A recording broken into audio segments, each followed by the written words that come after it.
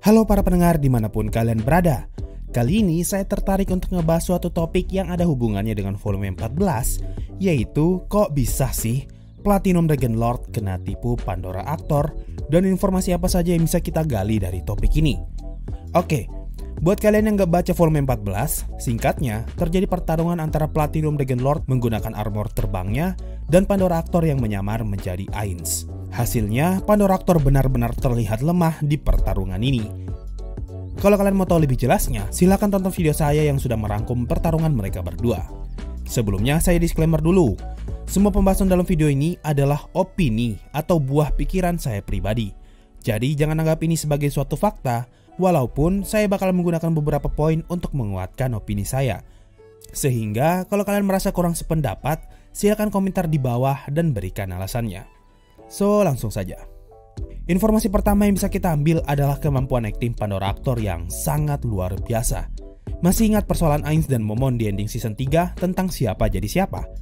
Salah satu argumen yang berkembang saat itu adalah Ainz tidak ingin Pandora menyamar menjadi Momon karena tidak ingin Pandora Actor ngomong sesuatu yang aneh, sehingga dia membiarkan Pandora untuk jadi Ainz dan tidak boleh bicara sama sekali.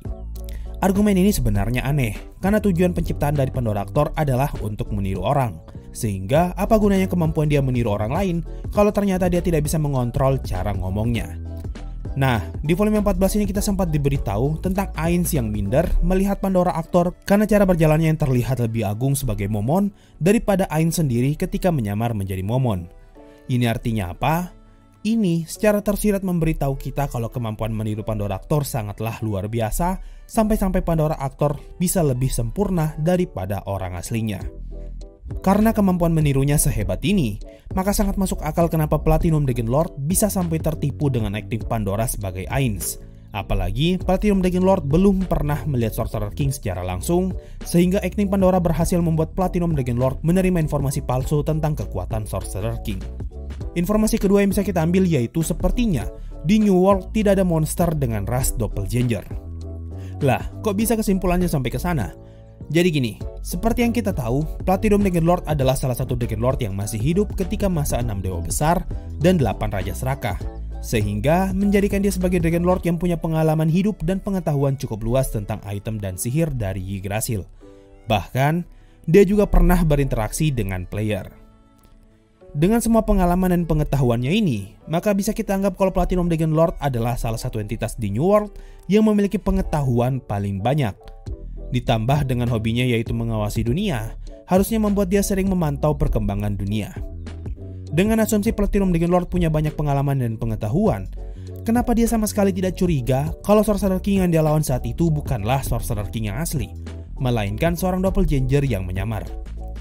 Terlepas dari kemampuan akting Pandora Actor yang sangat luar biasa, apakah ini pertanda kalau Platinum Dragon Lord tidak tahu adanya kemungkinan makhluk yang bisa berubah bentuk? Pertanyaan ini semakin diperkuat dengan percakapan para kardinal yang merasa kalau tidak mungkin Sorcerer King dan Momon adalah dua orang yang sama. Karena memang sudah terbukti secara visual kalau Momon dan Sorcerer King adalah dua orang yang berbeda. Kalau memang di New World ada makhluk seperti Doppelganger yang bisa meniru orang lain, maka harusnya para kardinal memikirkan kemungkinan ini. Berhubung para kardinal dan Platinum Dragon Lord nggak kepikiran kemungkinan ini, maka ini adalah pertanda kalau orang-orang sebesar mereka dengan track record yang sangat panjang dan bahkan pernah bertemu player secara langsung, sama sekali tidak memikirkan kemungkinan adanya ras baru di New World seperti Pandora Actor dengan ras Doppelganger-nya. Sehingga bisa kita anggap kalau sepertinya para 6 Dewa Besar, 8 Raja Serakah, dan 2 player dari 13 pahlawan, mereka semua tertransfer ke New World dalam kondisi sebagai manusia kecuali Sursana, atau setidaknya mereka tidak membawa NPC apapun dengan ras baru seperti yang ada di Nazarick. Makanya sama sekali tidak ada yang terfikirkan adanya ras seperti Doppelganger. Kalau sama sekali tidak ada penduduk New World yang tahu tentang monster dengan ras Doppelganger, ini artinya Ainz dapat melakukan propaganda sesuka hatinya tanpa harus takut ketahuan. Hal ini bisa kita lihat dari Pandora yang mampu menipu Platinum Dragon Lord tanpa dicurigai, dan salah satu Doppelganger yang berubah menjadi Pangeran Caspon dan berhasil menipu seluruh Holy Kingdom. Itu pun baru Doppelganger saja, padahal di dalam Nazarick ada banyak sekali NPC dengan ras baru dan memiliki spesialisasinya masing-masing. Bahkan, ras Overlord pun sepertinya tidak ada di New World. Makanya pada saat pertarungan di Overlord bonus volume, Elder Coven Dragonlord hanya menganggap Ainz sebagai seorang Lich. Selanjutnya, pertarungan ini memberitahu kita kalau Platinum Dragonlord tidak lebih pintar daripada penduduk Nazarick. Informasi ini bisa kita ketahui dari cara Platinum Dragonlord mengubah informasi yang dia dapatkan setelah bertarung dengan Sorcerer King yang palsu. Platinum Dragonlord terlihat sangat pintar dengan rencananya untuk tidak membiarkan Sorcerer King mengorek banyak informasi dari dia dengan menjawab sesedikit mungkin pertanyaan dan menggunakan nama samaran agar identitas aslinya tidak diketahui. Bahkan, dia telah membuat rencana agar Azut bersedia menjadi umpan untuk menarik perhatian Albedo dan membiarkan Platinum Dragonlord melakukan pertarungan 1 versus 1 melawan Sorcerer King. Setelah pertarungan pun, Platinum Dragonlord merasa kalau telah mengumpulkan cukup informasi dan mengambil kesimpulan kalau Sorcerer King tidaklah terlalu kuat. Malah perhatiannya lebih terfokus ke Albedo yang dianggap lebih kuat daripada Sorcerer King. Sampai-sampai dia berkesimpulan, kalau saja terjadi pertarungan berikutnya, maka Platinum Dragonlord bisa menang jika dia menggunakan wujud aslinya. Nah, kondisi Platinum Dragonlord saat ini sama persis dengan Jirkniv ketika baru pertama kali mengenal Ainz, yaitu dia merasa dirinya lebih pintar daripada orang-orang di Nazarick. Mari kita breakdown satu persatu. Pertama, Platinum Dragonlord merasa berhasil menipu Sorcerer King dengan memberikan nama palsu. Padahal kenyataannya, ketika mendengar nama Riku, Pandora langsung memikirkan kemungkinan kalau itu adalah nama palsu. Kedua, Platinum Dragonlord merasa berhasil memberikan informasi seminim mungkin untuk musuh, dan sebaliknya, dia telah mengumpulkan informasi yang cukup tentang Sorcerer King. Padahal kenyataannya, Pandora Actor berhasil mengumpulkan banyak sekali informasi tentang Platinum Dragonlord, mulai dari level, skill, wild magic, dan seberapa berbahayanya kah armor itu bagi entitas di Nazarick. Malahan yang berhasil di sini adalah Pandora Actor karena telah memberikan informasi palsu kepada Platinum Dragonlord. Ketiga, Platinum Dragonlord merasa rencananya untuk memancing Albedo dengan Azut agar bisa bertarung 1 versus 1 melawan Sorcerer King telah berhasil. Padahal kenyataannya, Ainz sudah tahu kalau dia akan dijebak dan dengan sengaja mengirim Albedo untuk berpura-pura tertipu. Keempat, Platinum Dragonlord berkesimpulan kalau Sorcerer King tidaklah terlalu kuat dan menganggap kalau Albedo adalah iblis terkuat yang dimiliki Sorcerer King. Padahal yang bertarung saat itu adalah Pandora Actor yang memang secara sengaja dipaksa untuk berakting lemah. Apalagi kita semua sudah tahu kalau Albedo bukanlah iblis terkuat yang Ainz miliki karena masih ada Mare dan Shaltir yang lebih kuat. Nah, dari 4 poin tadi bisa kita lihat kalau Platinum Dragonlord sangat mirip dengan Jirkniv. Mereka merasa kalau dirinya adalah yang terpintar dan yakin kalau mereka berhasil menipu musuh untuk masuk ke dalam rencananya. Padahal kenyataannya justru terbalik, karena semua yang mereka berdua coba pikirkan telah difikirkan juga oleh Demiurge, sehingga merekalah yang sebenarnya sedang dijebak dalam rencana yang Demiurge buat. Dari sini pun saya mulai bertanya-tanya, kalau Platinum Dragonlord saja bisa kena tipu, apakah ini artinya tidak ada lagi orang yang lebih pintar dan licik daripada Demiurge di seluruh New World? Oh ya, alasan saya beranggapan kalau Demiurge yang mengatur ide ini karena setiap strategi yang Ainz lakukan pasti sudah melalui diskusi dengan para Floor Guardian yang lain. Dan seperti diskusi biasanya, pasti Demiurge yang mengambil banyak peran dalam memikirkan segala kemungkinan. Sedangkan peran Ainz dalam penentuan strategi ini sepertinya cuma sebatas mengizinkan Pandora Actor untuk berakting semau dirinya agar bisa menggali informasi lebih banyak lagi. Ada satu lagi informasi yang bisa kita ambil, yaitu cara Platinum Dragonlord dan Ainz memperlakukan armor Gundam milik Azut. Platinum Dragonlord merasa kalau armor itu sangatlah kuat, makanya dia sempat kepikiran untuk membunuh Azut dan mengambil armor itu dan bakal diberikan kepada orang lain yang jauh lebih kuat daripada Azut.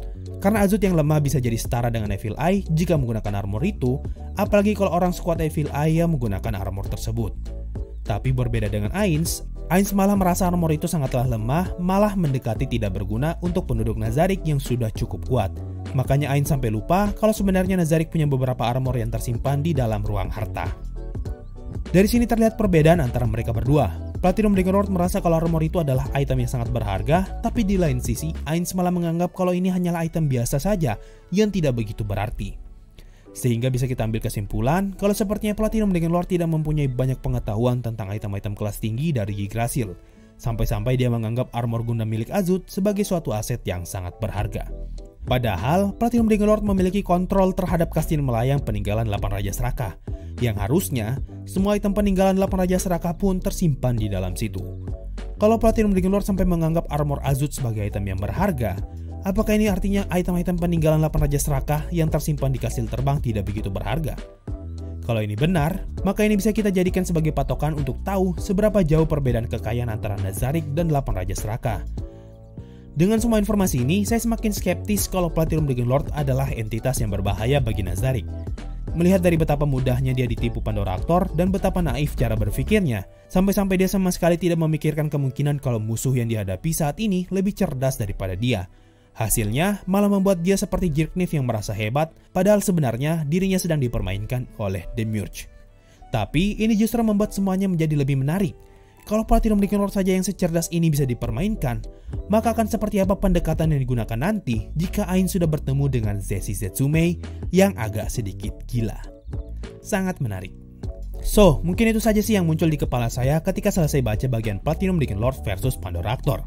Intinya sih, chapter 4 ini lebih menjelaskan kepada kita tentang seberapa hebat sekaligus berbahayanya kemampuan meniru yang Pandora Actor miliki, dan menunjukkan kepada kita apakah Platinum Dragon Lord benar-benar sebuah ancaman yang patut diperhitungkan atau tidak.